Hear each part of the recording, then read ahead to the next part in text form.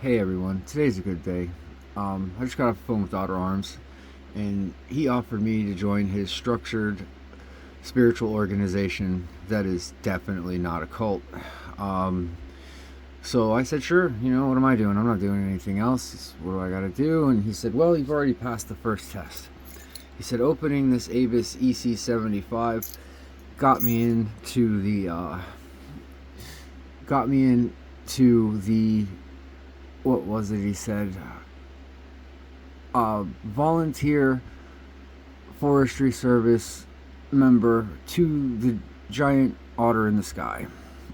It's a lot. It's a lot to remember. He said that becoming a volunteer forestry agent to the great otter in the sky, I have renounced my East Coast man ways, and I'm not real sure what that means, but that's what he said. So that's what he said, right? He said, and it's a tiered system.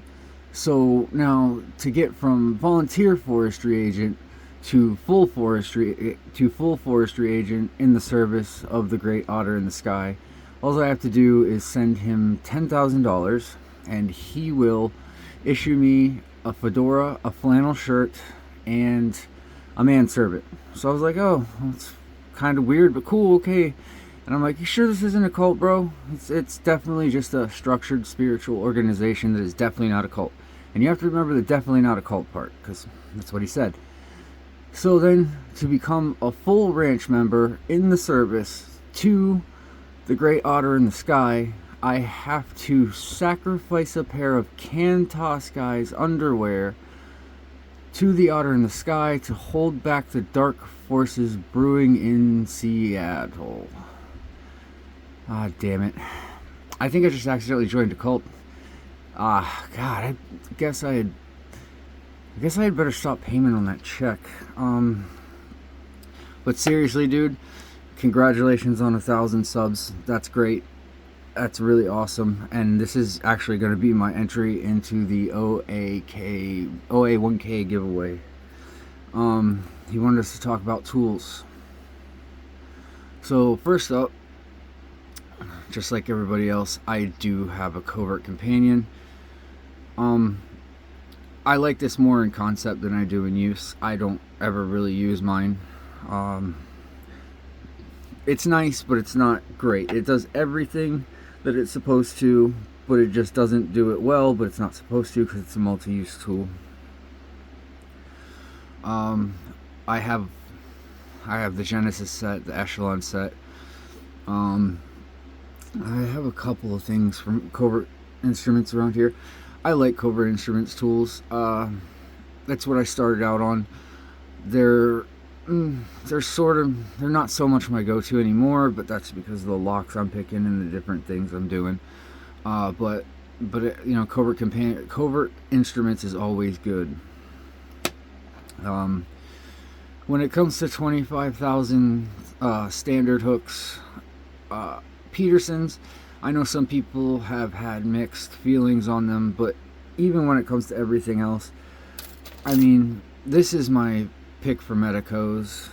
This is, my go-to because of the handle when I'm picking something I can use a standard hook and 25 on. Let's see, I got some Sparrows. Now, my thing with Sparrows is I have snapped and bent more Sparrows than any other picks, and not even doing anything crazy. Just I snapped them. Now I have 2 Sparrows picks that I will always keep in my collection, and it's this deeper hook, and it's because I use it to help me hold the pins down while I'm reassembling locks after I gut them. And the Sparrows standard hook is the only pick I have that works well for the Avis E60.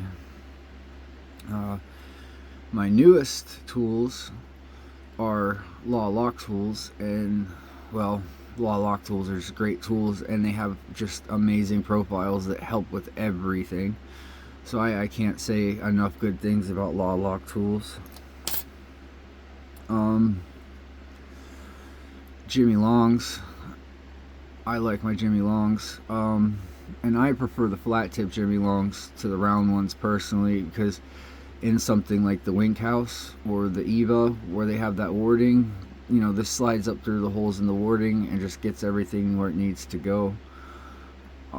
This is also the pick that I used to open my first black belt lock, so there's that. I know I'm saying a lot, but it's because I'm trying to figure out what I want to use next, or show next.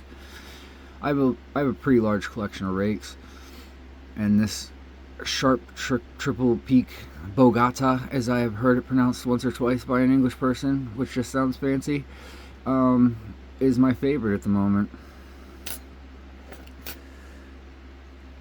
I also have a whole set of cheap, honest dimple rakes. I also have the Covert Instruments one. Covert Instruments one works well, but it doesn't work for anything, or doesn't work for everything, I apologize. So I keep a whole set of these. It was 20 bucks on Wish. Now, let's get into my second favorite dimple rake.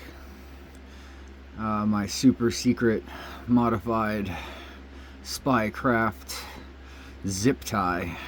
Yeah, this thing opens a lot of dimple locks.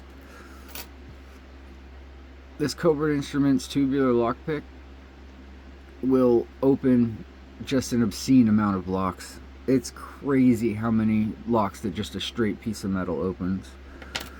Okay, so I've got a little selection of tension tools here too. Obviously the Covert Instruments bottom of the keyways.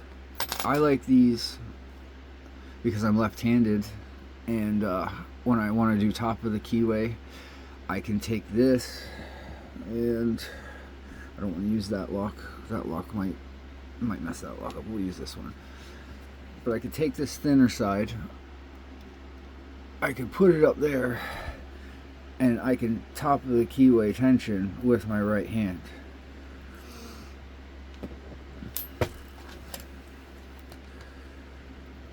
And then, ooh, you know, obviously we got pry bars. I have a whole selection of pry bars.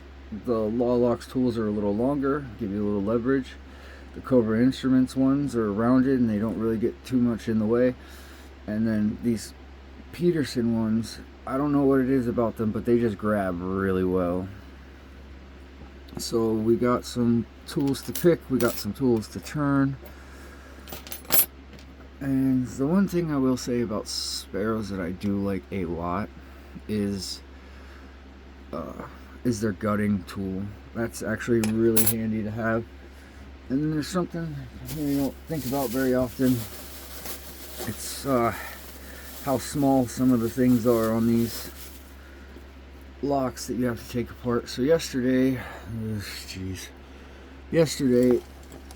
I went ahead and got just this Klein set of precision stuff.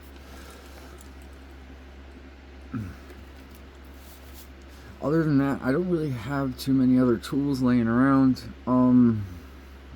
But again, Otter Arms, dude, congratulations on 1,000 subs.